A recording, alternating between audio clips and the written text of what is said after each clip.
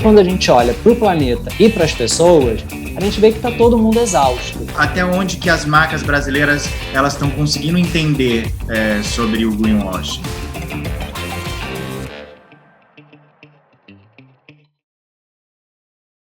E aí, André, tudo Oi, bem? André. Tudo bem? Oi, pessoal, tudo bem? Que bom estar aqui com vocês. Obrigado por estar aqui. Então, o assunto que a gente escolheu para você vai ser vida sustentável, porque a gente não vai falar só sobre a sustentabilidade, mas a gente vai falar sobre várias coisas que você já é um cara incrível, para não falar uma palavra feia, e é sobre isso. Bom, para quem não te conhece, André, primeiro fala aqui um pouquinho quem é o André e quais foram as suas transformações até aqui. Legal. Bom, eu sou carioca, sou sagitariano, estou escritor. Hoje essa é a forma como eu acho que melhor me define, é o que eu mais tenho gostado de fazer. Então, lancei recentemente meu 4º livro, já estou trabalhando nos próximos 3.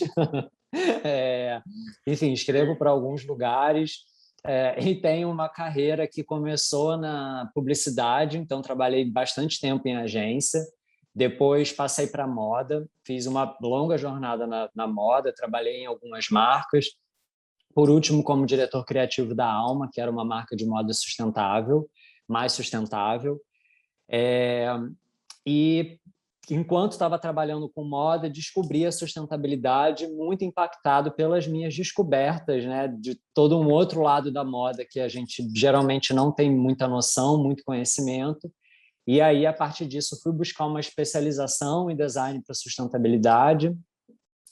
E hoje, além de escrever, faço consultoria e palestras para empresas na área de desenvolvimento sustentável e como ajudar as empresas a fazerem essa transição para modelos que geram menos impacto negativo, que são regenerativos e tal.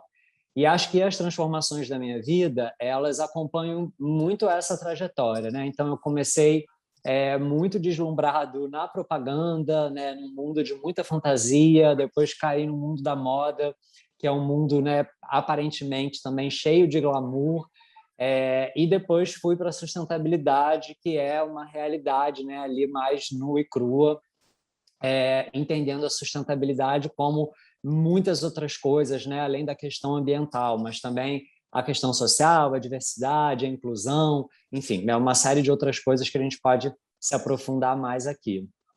Então, falando de sustentabilidade, muita gente que está assistindo a gente não faz a menor ideia do que é sustentabilidade e muita gente que está assistindo a gente acha que é uma grande bobagem a sustentabilidade, acha que é futilidade a sustentabilidade.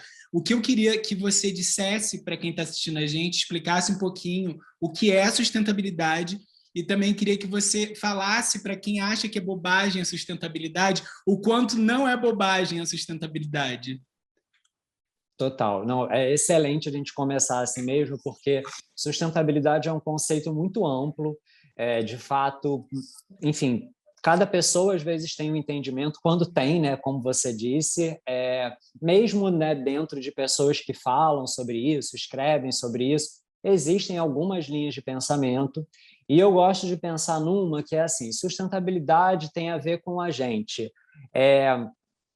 agir, né, atuar, tanto em relação a recursos, né, como em relação a pessoas, de forma que a gente possa preservar a energia, a essência daquilo, para que se sustente a longo prazo, para que a gente possa ter isso no futuro. Então, quando a gente fala de recursos naturais, por exemplo, eu gosto de pensar a sustentabilidade como a gente usar os recursos de forma mais consciente, para que eles possam existir, né, se sustentar a longo prazo, né, possam existir para novas gerações. Quando a gente fala de questões sociais, para mim tem muito a ver com a gente fazer coisas com pessoas, colaborar com pessoas, sem tirar totalmente a energia delas, né, a força de trabalho, enfim, e também para que possa ser sustentável a longo prazo. Então, eu gosto de ver a sustentabilidade desse jeito.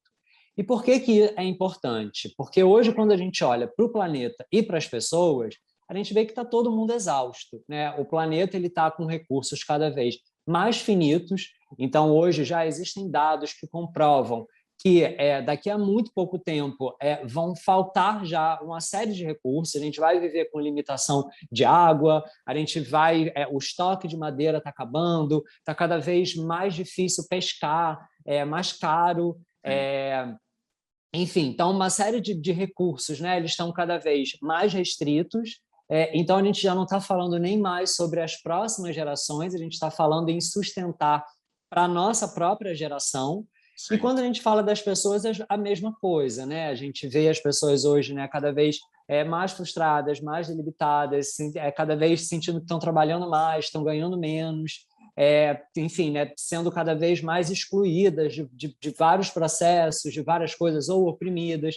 Então, a gente tem, enfim, um monte de coisa nesse sentido. Outro dado ambiental que eu acho super importante a gente falar, porque foi uma descoberta bem recente, divulgada agora no início de julho, é que pela primeira vez se comprovou que a Amazônia ela já está emitindo mais gases de efeito estufa do que ela está sendo capaz de absorver desses gases para fazer a filtragem da natureza. Então, isso mostra muito do desequilíbrio, né, que já está presente na nossa vida, e o porquê a gente precisa mudar tudo isso para a sobrevivência da nossa própria espécie, né? Então, acho que a urgência da gente falar em sustentabilidade é, no mínimo, isso, a gente entender que a gente depende do planeta para continuar aqui. E me fala uma coisa, quando você virou essa chavinha do que você expandiu na sua consciência em questão do meio ambiente, em tudo que você defende, foi porque, de certa forma, você viu de frente o mercado de moda e todas as coisas que envolvem isso, ou porque, desde pequeno, você foi instruído a ter esse olhar para um futuro que talvez você fosse até uma criança diferente, ou foi na escola, ou foram seus pais? Não, foi realmente assim uma transformação. Eu venho de uma origem da Zona Norte do Rio de Janeiro, com uma família que desde quando eu era muito pequeno viveu muitas restrições. Meu pai, durante a minha adolescência, passou muito tempo desempregado. Enfim, a gente sempre viveu, né, como eu acho que grande parte dos brasileiros vivem, né, onde sobreviver, se sustentar era a nossa prioridade. E não tinha consciência sobre nada disso, né, que a gente está falando aqui, né? Tanto em relação à nossa alimentação, aos nossos resíduos, às nossas roupas, enfim, a nada disso. E eu, como eu acho que grande parte, né, da população, principalmente do Brasil, fui acostumado, né, fui educado a ver a natureza como algo que estava à minha disposição para eu usar, para eu explorar. Enfim, então não foi algo que veio da minha família, né? Não foi algo hereditário, não era uma consciência da minha infância, foi algo que realmente aconteceu, como eu disse, primeiramente por uma questão profissional, mas que depois foi se transformando e ganhando muitas proporções na minha vida. Então, a partir do momento que eu fui fazer essa especialização em design para sustentabilidade, eu entendi ali não só os perigos da cadeia produtiva da moda, mas os perigos da minha alimentação, daquilo que eu comia, enfim, da onde eu morava, de como eu viajava, os lugares que eu ia, enfim, os programas que eu fazia, o meio de transporte. Então, assim, eu comecei a mudar e transformar uma série de coisas a partir, né, de um movimento, de uma chavinha ali que virou. Então, eu não consigo dizer até exatamente que momento foi esse, que chave foi essa, sabe? Eu acho que foram uma sucessão de coisas. E existe um termo novo que eu vi até nas suas redes, que é o greenwashing. Explica, principalmente para mim, obviamente que eu li sobre, mas eu queria saber mais, mas ainda mais para as pessoas que, além da sustentabilidade, elas ainda desconhecem esse termo. E até onde que as marcas brasileiras elas estão conseguindo entender sobre o greenwashing? Isso, é super importante falar sobre isso. E até essa pergunta, né, sua, o quanto as marcas elas estão entendendo. Essa transformação que aconteceu e vem acontecendo comigo, e eu sei que também muito com vocês e com muita gente que está próxima da gente, eu acredito muito que realmente seja um momento de evolução, né, de consciência planetária, onde as pessoas assim, até por conta da internet, então não é uma coisa mística o que eu estou falando, né? Assim, a internet ela possibilitou a gente a ter acesso a uma série de coisas que a gente não sabia antes. E isso tem trazido uma expansão de consciência literalmente muito grande para muitas pessoas. Quanto mais as pessoas estão se tornando exigentes, né, preocupadas e conscientes, existe a necessidade do mercado de se transformar, muitas vezes até por cobranças dessas pessoas, e mudar os seus processos, a sua forma de funcionar, de trabalhar, de produzir e tal. Isso tem acontecido com muitas empresas, mas, ao mesmo tempo, outras têm se aproveitado de todo esse movimento para criar falsas, como eu gosto muito de falar, falsas e frágeis narrativas de sustentabilidade para atender essa demanda, para atender esse produto.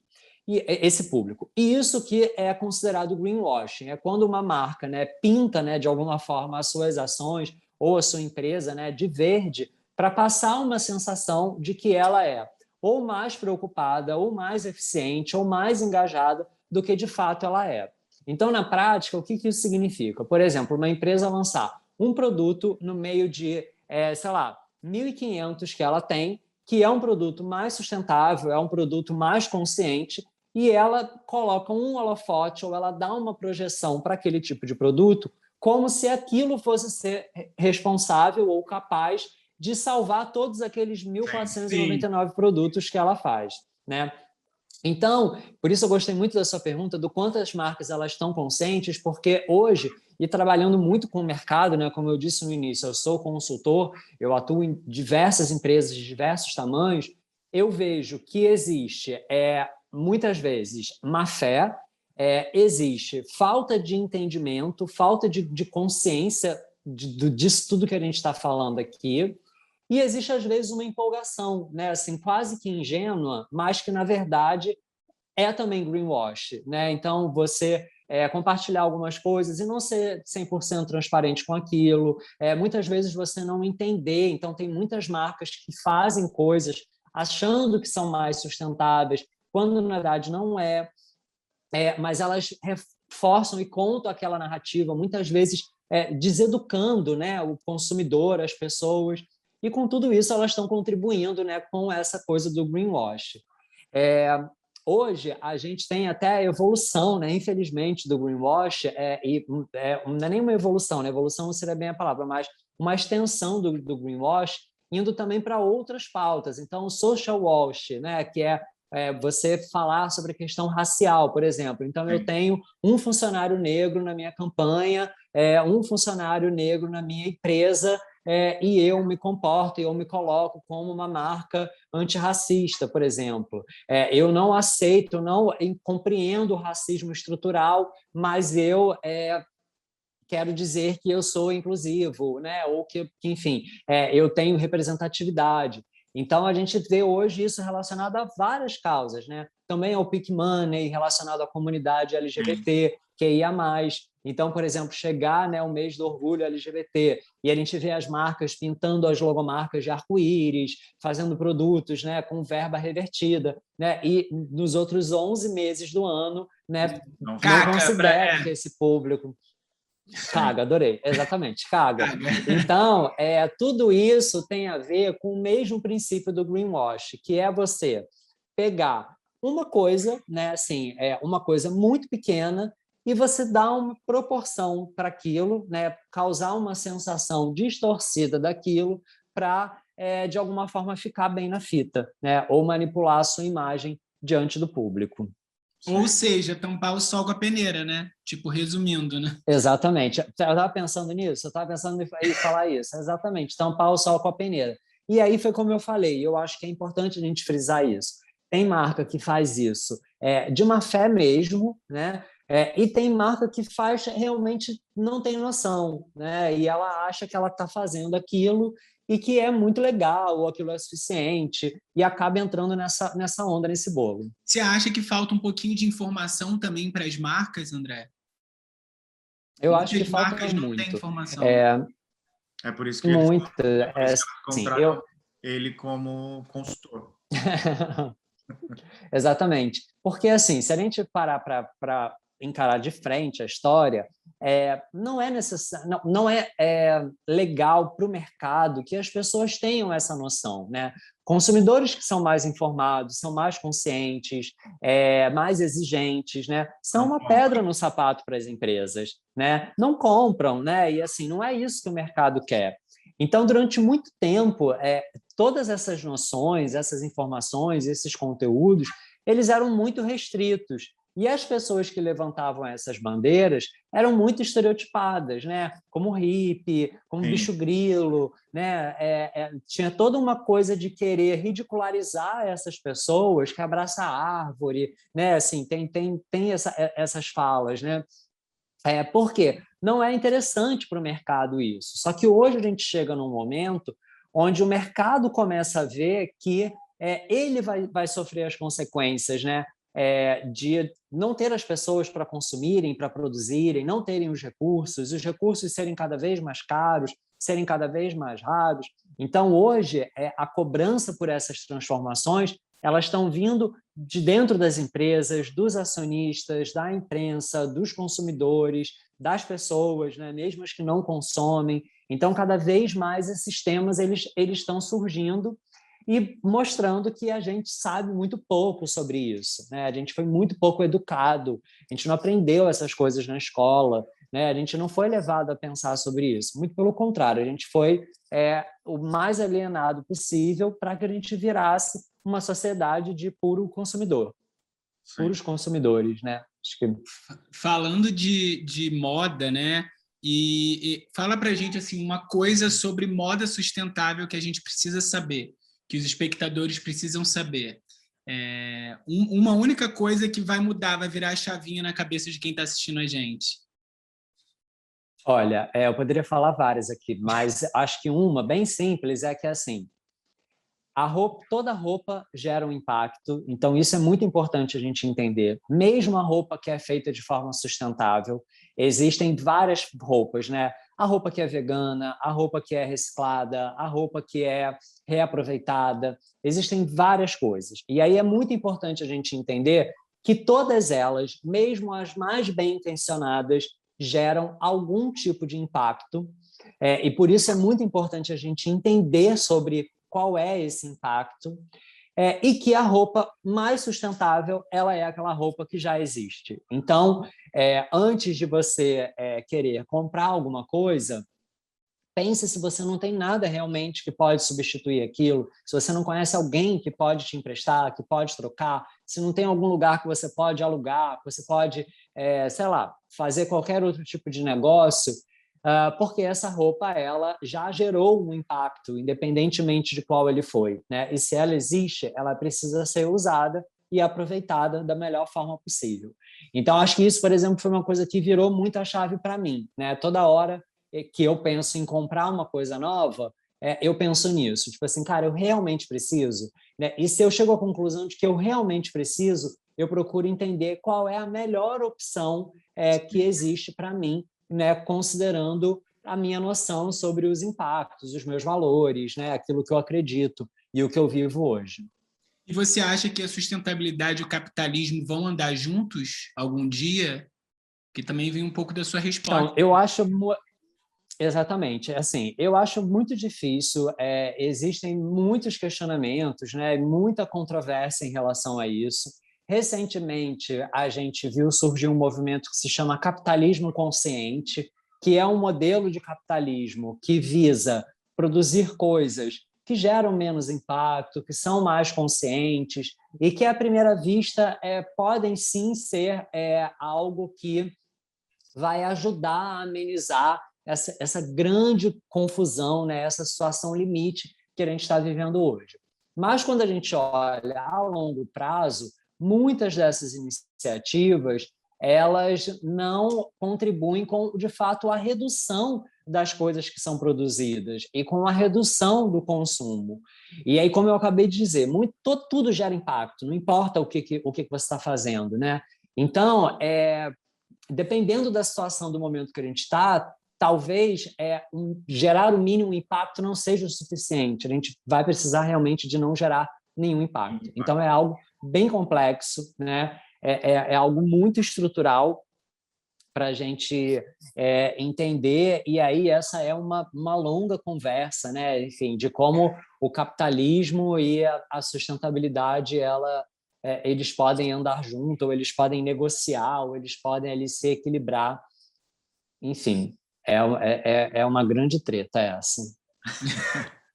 Eu tenho uma curiosidade de uma pergunta que pode parecer meio confusa. Uma Stella McCartney no Brasil seria moda sustentável ou é moda no Brasil apenas porque é Stella McCartney? E uma marca que se posiciona como sustentável no Brasil hoje, ela atrai mais público por ser sustentável? É muito boa essa pergunta mesmo.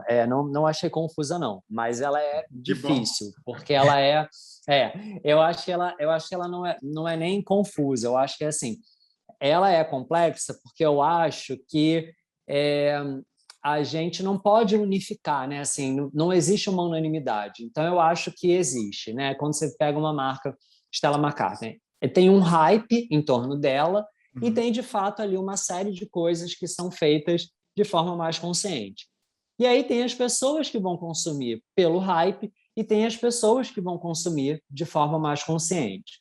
Hoje, o que a gente vê, que eu tenho muito acesso em pesquisas, em estudos, e, enfim, uma série de coisas, é que assim, o hype ainda gera mais desejo do que a sustentabilidade.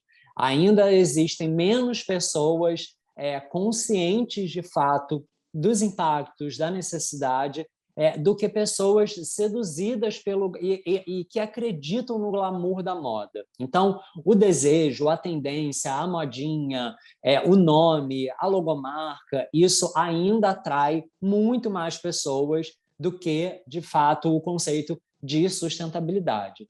Então, acho que assim, dessa forma a gente meio que responde essas suas duas perguntas, né, dizendo isso. Então, assim, no caso da Stella McCartney, eu acho que para muitas pessoas ela seria uma opção sustentável e muitas outras comprariam pelo hype, né, pela marca, pelo nome, como acontece até com algumas marcas que já são vistas, né, como mais sustentáveis. Você lançou 4 livros, inclusive a gente vai colocar aqui na descrição para quem quiser comprar. Dá para comprar todos os livros, né, André? Super. Todos estão disponíveis, online, né? Só digitar André Carvalhal no Google. A gente vai colocar tudo aqui na descrição do vídeo os links para você adquirir os livros. O que você ainda tem vontade de escrever? Você já começou também aqui a conversa falando que você tem mais 3 livros aí, né? Mas o que você ainda tem vontade de escrever que ainda você não colocou para fora? Uma dúvida que eu tenho antes. Uma dúvida que eu tenho antes. Super. Esses 4 livros que você escreveu foi uma cronologia, de certa forma, do que você estava vendo e vivendo. Os próximos, na verdade, é realmente sobre o futuro que você espera? Você já respondeu? Super, exatamente. Não, eu ia falar isso. Não, arrasou. Mas bom, porque eu amo falar. Não, mas eu amo. Você realmente pescou. Tipo assim, os meus primeiros 3 livros